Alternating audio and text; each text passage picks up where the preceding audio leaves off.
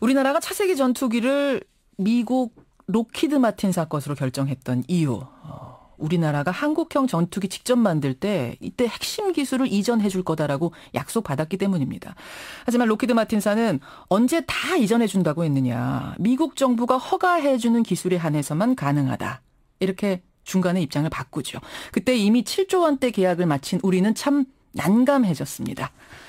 국방부는 그 후로도 계속 미국 정부의 기술 이전을 요청해왔고요. 계속 거절 답변을 받아오다가 결국 이번 대통령 방미 때 국방장관이 따라갑니다. 이걸 면전에서 다시 한번 요청합니다. 하지만 미국은 단호히 우리가 안 된다고 하지 않았냐 말을 했고요. 결국 굴욕을 당하고 맙니다. 두 가지 문제가 보이죠. 하나는 왜 애초에 계약을 허술하게 했느냐 이거고요. 두 번째는 왜 대통령 방미길에 따라가서 망신까지 당하고 왔는가 이겁니다. 새누리당 외교통일위원회 소속 정병국 의원이 할 말이 많다고 합니다. 만나보죠.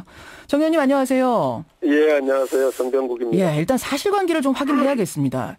그러니까 애초에 록히드 마틴사하고 계약할 때 왜 서로 말이 안 맞았던 겁니까 이게? 어제 말씀하신 대로 예.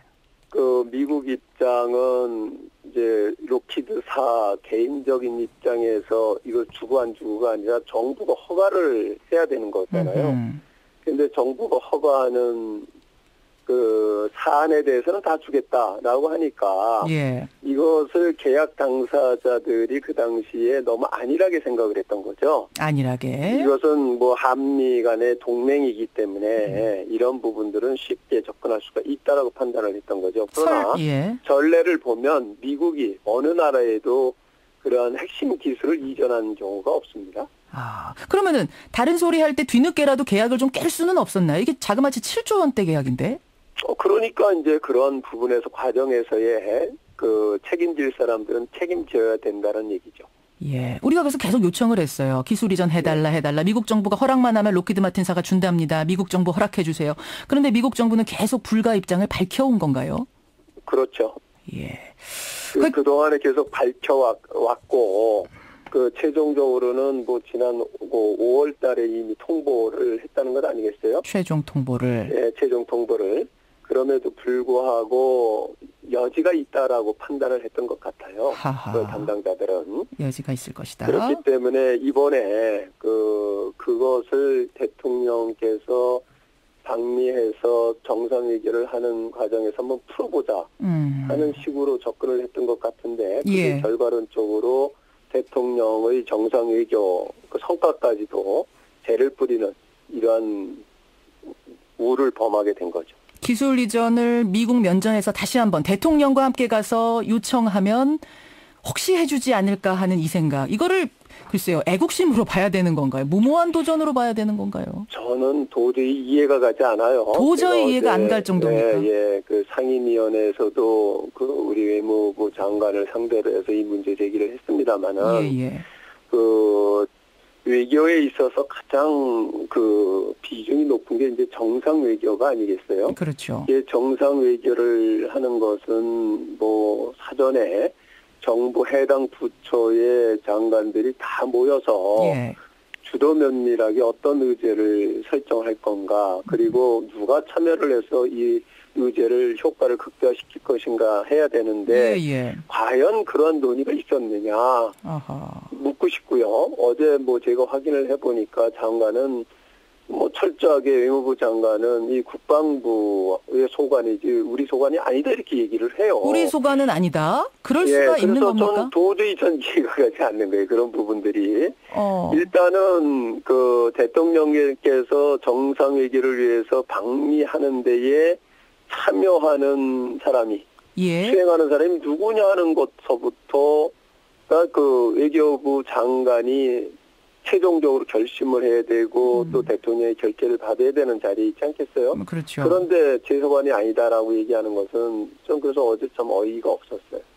윤병세 외교부 장관이 그러니까 외교부가 스케줄 같은 것도 짜고 이거 의제로 올려봐야 망신만 당했겠구나 이런 판단도 좀 했었어야 된다 이런 말씀이신 거죠? 그 논의를 했었어야 됨에도 불구하고 만약에 그런 과정을 거치지 않았다라고 하면 그래서 제가 직무유기를 한 거다 이런 얘기를 어제 했던 겁니다.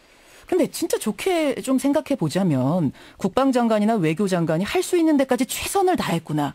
마지막 면전까지 가서 한 번 더 부탁을 하는 최선을 다했구나. 이렇게 생각해 볼 수는 없는 겁니까? 아니죠. 그거는 만약에 그런 과정이라고 하면은 대통령께서 방미 전에 예. 그 주무장관이 가서 최종적으로 이런 부분 단판을 짓고 아하. 정리를 했어야 되는 겁니다. 물밑에서. 그리고 나서 대통령께서 이제 마무리할 게 무엇인가 하는 부분들을 그 제안을 해서 말씀을 드려야 되는 건데, 예. 이게 그 불확실성을 가지고 대통령을 모시고 동행을 했다 하는 것은 대통령께서 이 문제만 가지고 가신 건 아니잖아요. 그렇죠. 한미 간에 중요한 여러 가지 문제점들이 있는데 그 문제를 풀기 위해서 가는데 이 한 건으로 인해서 전체가 왜곡될 수가 있다는 겁니다. 알겠습니다. 네, 예, 이건 뭐 순진했다고 그래야 되나요? 뭐라고 해야 되나요? 여하튼 일단 부처 간의 그 칸막이가 문제가 아니면 이것을 그래서 그 담당 수석 비서관이 사표를 내고 놀라놨습니다마는 그 판단 미스였거나 두 가지 중에 하나라고 봅니다. 지금 두 가지입니다. 두 가지 짚어볼 부분이. 하나는 로키드 마틴하고 허술을 한 계약을 한 원죄가 하나 있고, 또 하나는 그거 만회해보려고 하다가 망신 외교, 굴욕 왜곡까지 당한 죄. 네. 누군가 책임을 져야 되기 때문에 지금 말씀하신 대로 청와대 외교안보 수석이 어제 스스로 사임했고요. 청와대는 국방부 차관, 외교부 차관 경질을 했는데 이 정도면은 책임질 사람 진 건가요? 어떻게 보세요? 네요. 이 구조적인 문제라고 저는 앞에서도 말씀을 드렸는데 결국은 이 정부의 구조적인 문제라고 봐요. 그런 차원의 실질적인 책임질 사람은 일단 책임진 것 같고요. 실질적인 책임자는 책임졌다? 예, 그렇지만은 그렇다고 해서 저는 한미 정상 회의를 총괄 지휘를 해야 될 책임에 있는 외무부 장관도 외교부 장관도 저는 자유롭지 못하다고 봐요. 윤병세 외교부 장관도 자유롭지 못하다는 말씀은 자리를 내놓을 정도의 얘기죠. 책임이 있다. 네. 한민구 국방부 장관에 대해서는 어떻게 보십니까? 그건 별개라고 생각을 해요. 지금 말씀하신 대로 그 차세대 전투기 사업과 관련해서 그 과정에서 봐야 되는 거고. 그렇죠. 그 한민구 장관이 이번에 대통령 순방에 수행을 하게 된 것은 한민구 장관이 내가 수행하겠습니다 해갖고 되는 문제는 아니거든요. 그렇기 때문에 그건 별개로 봐야 된다고 보는 거죠. 잠깐만요. 내가 수행하겠습니다 해서 수행하는 문제는 아니다. 이 말씀은 그러면은 본인이 가겠다는 게 아니라 청와대나 누군가가 가라고 했을 가능성이 있단 말씀이세요? 그러니까 결국은 한미 정상회담을 준비하는 팀에서 전체적으로 놓고 판단을 하는 거죠. 거기서 판단 미스가 났다고 제가 보시는 말씀을 거군요. 드린 대로 거듭 말씀을 드리지만 의제나 수행할 사람이 누구냐 하는 부분들까지도 다 결정을 하게끔 돼 있어요. 그리고 그게 결정이 되면 그분들이 모여서 이 의제들을 풀어가는데 어떤 방식으로 접근할 거냐 하는 논의가 어떤 도상훈련을 하다시피 합니다. 그럼에도 불구하고 이런 결과를 가져왔다는 측면에서 한미정상회담을 전체적으로 총괄 지휘를 하고 준비를 했던 외무부 장관이 자유롭지 않다는 거죠. 외교부 장관이 한 축 있을 거고. 그리고 사실은 이제 청와대의 외교를 담당하는, 외교 안보 담당하는 분들이 있잖아요. 주철기 수석도 있습니다만 그 위는 김관진 안보실장이 있는데 이분에게는 그럼 책임이 없겠습니까? 그래서 저는 일단은 외교 안보 수석이, 그러니까 이제 일단 그 안보실장이 있고 외교 안보 수석이 있잖아요. 외교 안보 수석이라고 하면은 일단은 제가 보기에는 정상회담을 하는데 스케줄이나 모든 거를 실무적으로 외교안보 수석이 챙겼을 거예요. 대통령의 명을 받아서. 그랬겠죠. 그러니까 가장 책임 있는 분은 그분이죠. 수석 위에는 실장이 있지 않습니까? 그런 과정 속에서 그런 판단을 제대로 못했다라고 하면 실책이 없겠죠. 지금 사실은 시중에서 이거 몸통 놔두고 꼬리 자르기만 한 거 아니냐라는 비판이 계속 나옵니다.